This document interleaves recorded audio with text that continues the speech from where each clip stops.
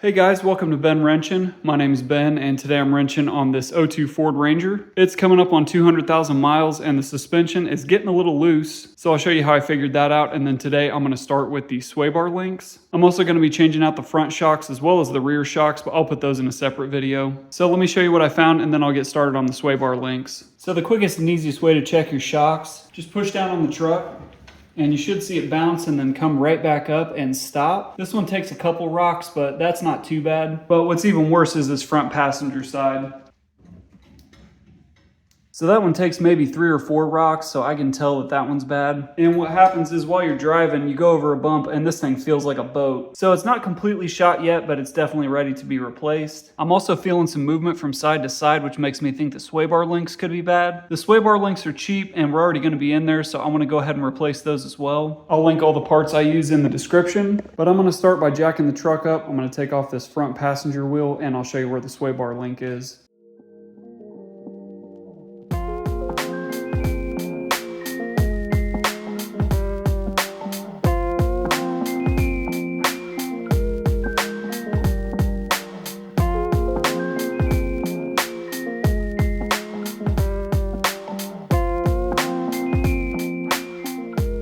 The truck supported on a jack stand and my jack as a backup. I also put the tire underneath it just for extra safety. But right up here at the front is the sway bar link. This is the sway bar or the stabilizer bar. It goes from one side to the other and attaches to these links. And these go down to the lower control arm. It's got a bolt, the head is right here, and it runs all the way through to the bottom. And then there's a nut on the bottom side underneath the control arm here. So hopefully I can just zip that bottom nut off and take this out, put the new one in, and do the same on the other side. So I'm going to start by taking that bottom nut off. The head of this bolt is 5/8 or 16 millimeters, and the nut on the bottom side is 18 millimeters. So fortunately for me, I have 2 long breaker bars, and so with both of those on, I can break this loose. And the bottom snapped right off, so that tells me that this was definitely bad. And the difficulty there is that I need to get this shaft out of here. So the first thing I want to do is take off as many parts as I can. I can get this upper bushing from the lower control arm off, and that gives me access to the bottom of the shaft. So that is loose in there, but I need to get this shaft out of this sleeve, and they're likely rusted together. Yeah, I can't turn the bolt in the sleeve, but I can take this bottom washer off, which is good. So it's not seized up at the bottom, it's really just inside this sleeve. The first thing I'm gonna do is spray PB Blaster all down this opening here, and hopefully that'll free it up a little bit. I'll put some up here at the top too, just to loosen this up, let it soak into everything, and then make sure that I get some down in the opening of this sleeve. After letting it sit for a little bit, I'm going to put some vice grip pliers on the sleeve. And then I'm going to set it right here so it can rest up against this knuckle here. I'll just turn it back and forth slowly and I can see it moving inside that sleeve. There's all kinds of junk coming out of there, which is good news. So at this point, hopefully I can pull down on this sleeve and get it loose. And I'll just keep working it loose until it comes off. And I think I can get this off quicker with a tie rod separator. You can rent this from O'Reilly. It's part number 67029. I actually used this to take off the tie rods on my truck and I never returned it, so it's still in my car. But that's gonna pry this out of here just fine. So I can wedge the end of it on this stabilizer bar and just pull up on this bolt and it's sliding the sleeve right off. So I can use my tie rod separator and just set it in here and then hammer on it and hopefully slide that sleeve right off.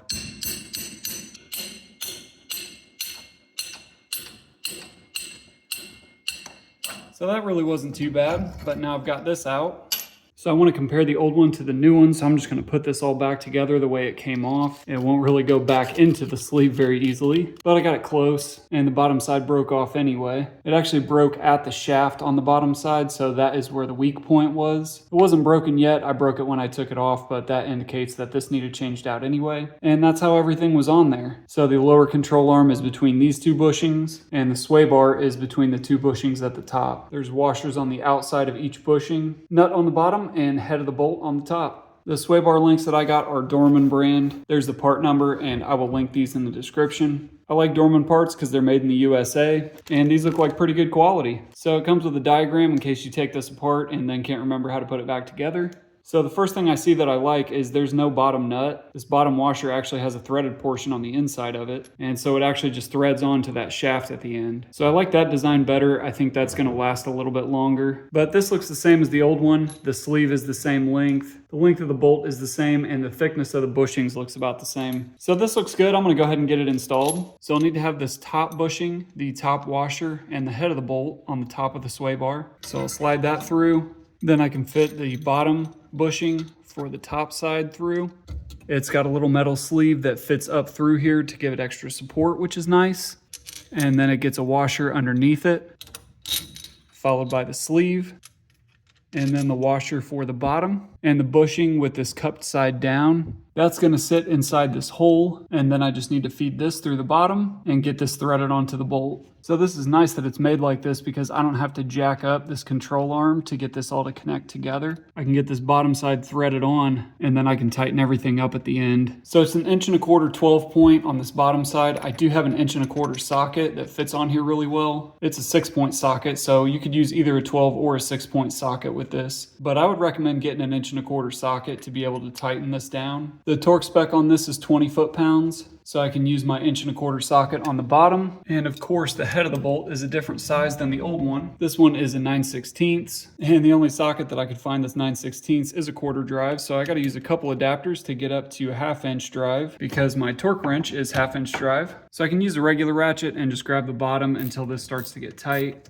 So I'm going to stop there because this top bushing is starting to get crushed. This top bushing is the only one that looks like that. The rest of these look like they're still pretty open and loose. So I'll need to compress this wheel a little bit to get those to line up. That's one of the reasons why they tell you not to torque it down until you get it down on the ground. Now I could use my jack and put it under this wheel and get some pressure on the bottom, but I'd just have to readjust it once I do the other side. So I'm going to go ahead and get the other side installed, and then I'll get both of them torqued down together once I've got both replaced. And same thing over here, I've got it jacked up on a jack stand with my jack as a support. The tire under the truck, the rear wheel's chalked, and I've also got the parking brake engaged. And the first thing I'm going to do on this side is soak everything in PB Blaster, so hopefully it'll be easier on this side than it was on the other.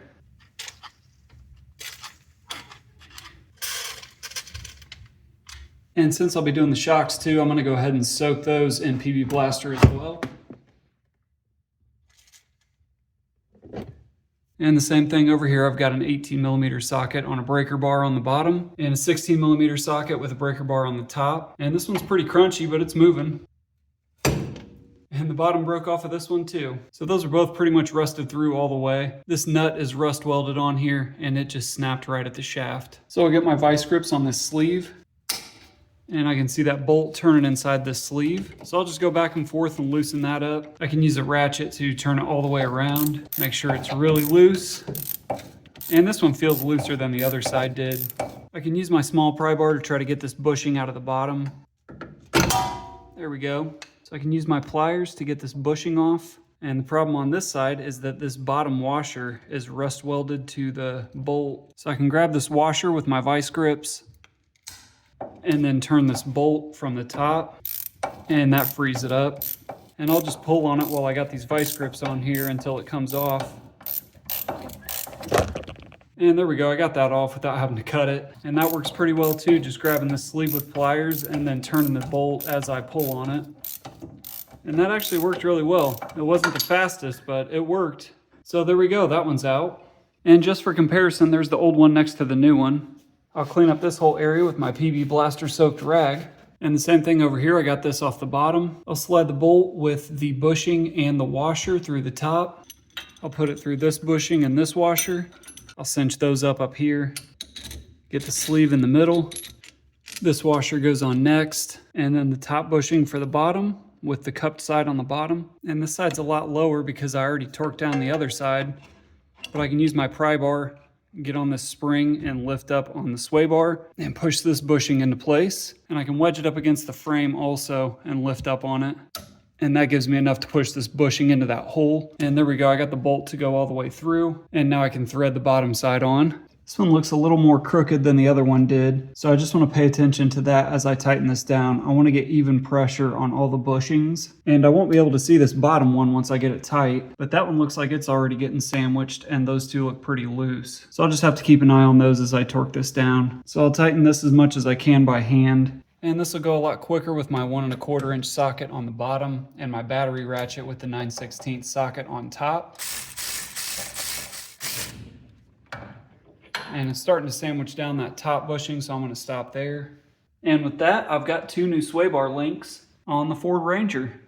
So even as rusted out as those were, that really wasn't too bad at all. It helps if you've got the right tools. This is everything I used. I will link all of this in the description. But real quick, I used a hammer, some calipers to get the size of the bolts, a couple of pry bars, a small extension for some of the sockets, half-drive torque wrench. This work light's awesome. Battery ratchet, a few sockets and adapters, a tie rod separator that you can rent from O'Reilly, some groove joint pliers, and some vise grips. These are actually Cobalt, not vice grip. My battery drill, and of course some PB Blaster. So like I said, I'll link these sway bar links in the description. And next I'll probably be using a lot of the same stuff to do the front and rear shocks. I'm going to work on the fronts first since I've got everything ready to go. I'll link that video in the description, as well as the video for the rear shocks once I get that done. I should mention that I am going to recheck the torque specs once I get the wheels back on. I'm going to wait and do that after I get the shocks on, but if you're just doing sway bar links, I would check that once you get the tires back on. So that's it for this one. Thanks for watching, guys. I appreciate it. Subscribe to see some more work that I've done on this 02 Ford Ranger. I've done spark plugs and wires. I fixed a coolant leak at the thermostat housing, and pretty soon I'll have front and rear shock videos for you. So thanks again for watching, and I will catch you guys in the next video.